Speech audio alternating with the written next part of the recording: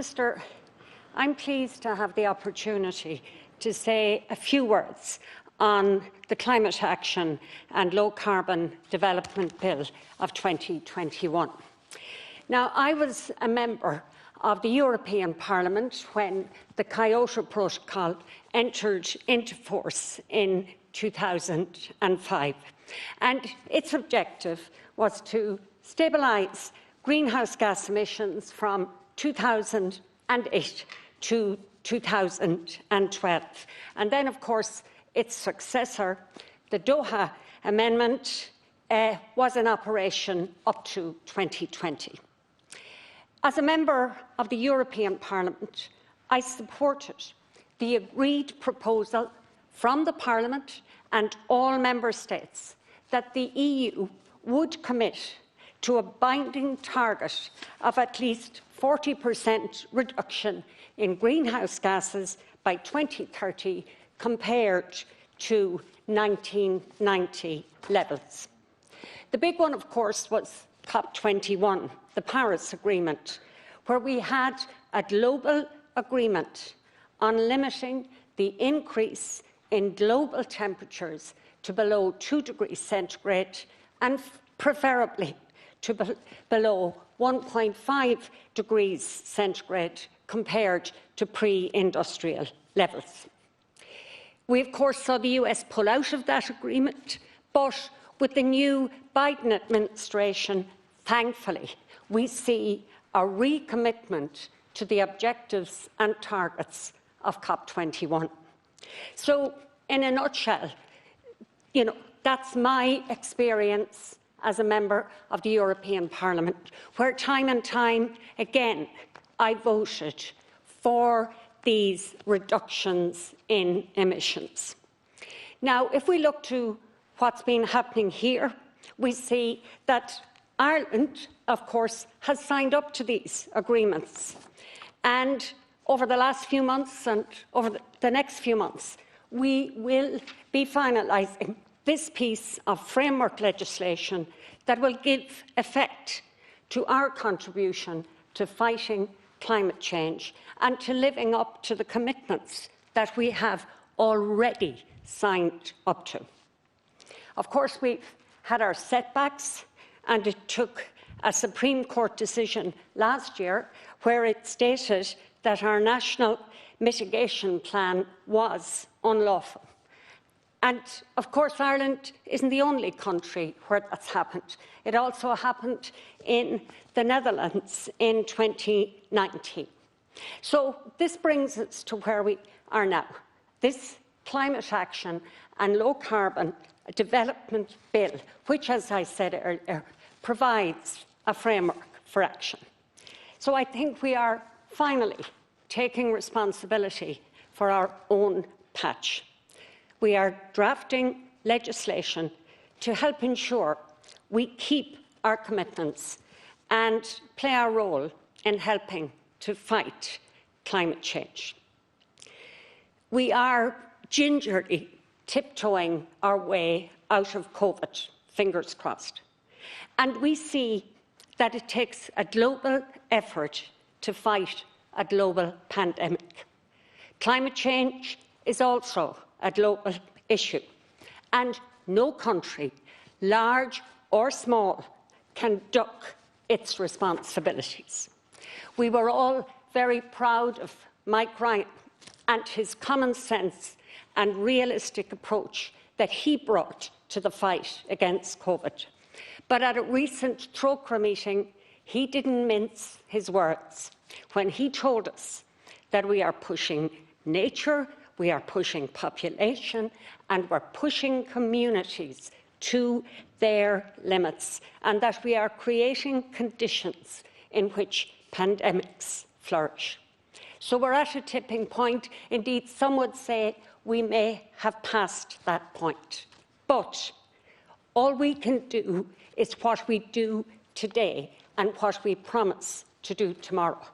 That we, as legislators, as representatives of the Irish people, we have a responsibility to enact laws that will help protect our environment and our planet the place that we call home. Now, that's all the big picture stuff, and that's important. But like any piece of legislation, we have to get down to the nitty-gritty and see how does this affect people and their lives. And I understand that many sectors, and in particular the agricultural sector, has significant concerns around this bill. And it's really important, Minister, that terms like climate justice, a just transition, not only that they have concrete meaning, but also that they have to be central to how we pursue climate policies. One of the concerns that has been raised is around the possibility of a decrease in the national herd, and it's been raised time and time again. This legislation does not specifically deal with the national herd, but it does commit every sector, including the agri-sector, to cutting emissions.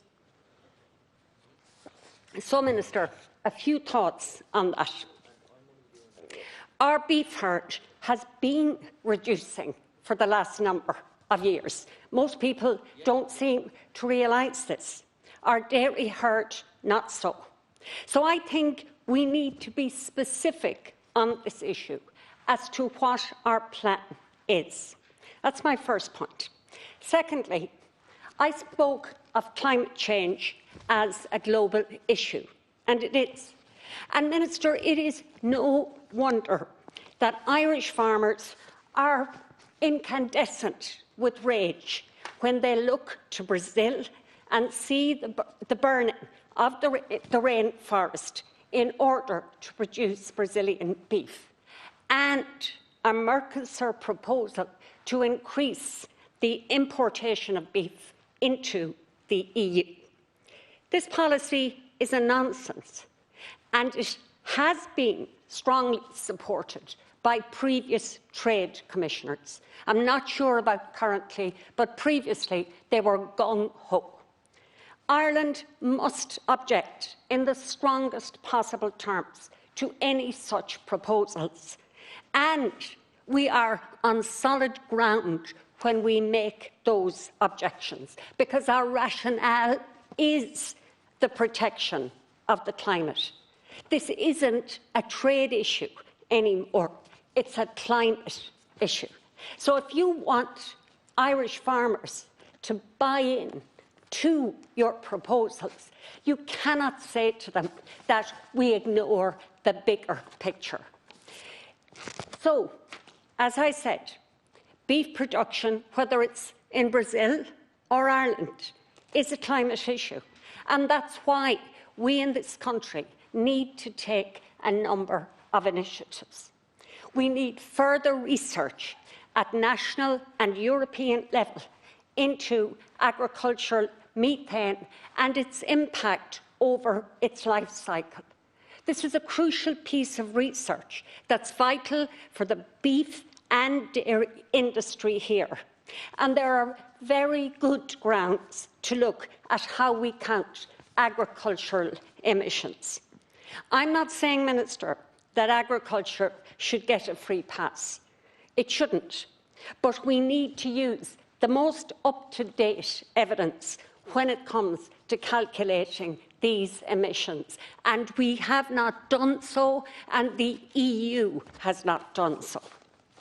We need to investigate further the possibility of different types of feed. I've heard other speakers refer to that here today. We know this can make a significant difference, and this research needs to be speeded up so that, again, farmers can play their part in reducing greenhouse gas emissions. But the most important point, Minister, is that our primary producers get a decent price for the food they produce. Too many farmers are running to stand still. They're price takers, their margins are squeezed, And despite some efforts, what I would call milk and water efforts, to bring transparency to the food chain, we still have not regulated the food chain in such a way that each link in that chain gets a fair return. In my view, the vast majority of farmers want to be part of the solution. They do not want to be seen as the problem. So that's why issues like the importation of Brazilian beef, using the most accurate, scientific, up-to-date way to count emissions, using the most efficient feedstuffs and ensuring a reasonable return to the primary producer. That allows farmers to engage as partners, and that's what's crucial, Minister. The new CAP must drive the policy change needed and reward farmers for this work. The REAP programme has been a huge disappointment. I haven't time to go into the detail here, but please tell me, Minister, please assure me that this is not a precursor to the kind of environmental programme we can expect to see in the new CAP. And on the issue of agriculture, can I emphasise, agriculture is the backbone of the rural economy. Those in agriculture want to play their part. They have families, children, grandchildren. They produce some of the best food in the world, and they do so in a sustainable way. So please commit to working with farmers. And that, Minister, will do far more to deliver on climate change and deliver on sustainable agriculture. We have not seen the evidence yet that this is going to happen, and I am awaiting to see it and hear it. Minister, we've heard about just transition. Now, that's a fine term. It's a lofty term. It sounds great. But the nitty-gritty of getting from A to B is what determines whether or not the transition is just. Many speakers have spoken about the horticultural sector, about milk peat.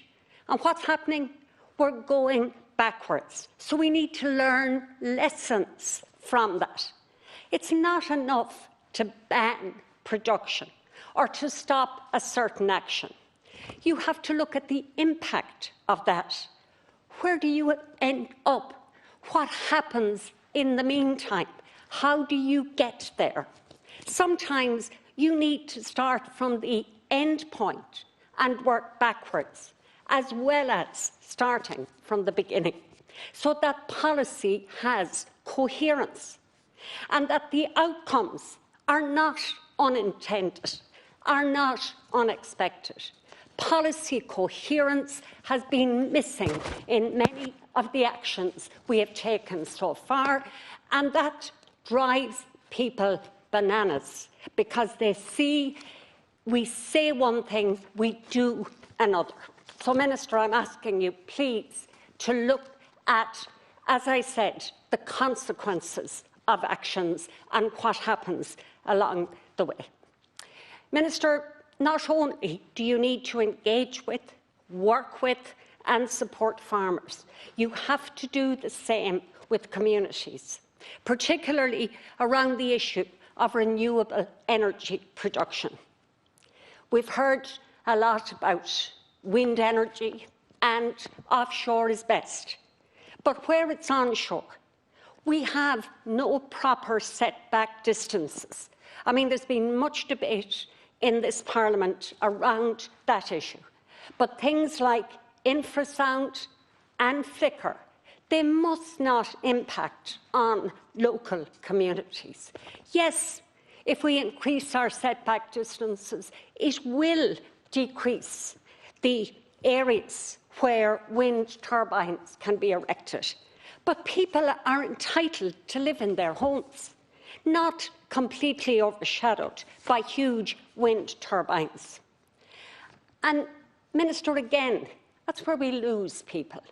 People who support progressive climate policy, but who see wind turbines imposed within 600 metres of their homes. So we need to work with communities. In the constituency that I represent, Minister, people get rightly angry when they see they cannot get planning permission for a house or a family member, but massive wind turbines are allowed or proposed quite close to those family homes, and they see the march of the Sitka across the landscape. We come back again to policy coherence and bringing people with you. People really do want to do the right thing. They want to play their part in what we are discussing here today. But the proposals we put in place have to allow them to do that and have to support them in doing it. My final point, Minister, and it's about the importation of fracked gas. There has been a commitment from government and from your party on this issue, yet we have no formal policy on banning the importation of fracked gas. It makes no sense to have this climate bill in the Dáil if you don't move immediately to make good on your commitment to ban the importation of fracked gas. And I'm asking, Minister, that in your response today, could you give that commitment, or at the very least, can you give a time frame? Can I finally say, Minister, I will support this bill at stage 2. I will not vote differently in this Parliament to how I voted in another Parliament. I can't expect policy coherence from you if I don't deliver on it myself. I will look forward to engaging with you on amendments during the next stage. And I am especially looking forward to hearing from you and your government colleagues as to how you intend to put flesh on the bones of these proposals, your concrete proposals, as I said, Minister, to bring people with you and to bring communities with you.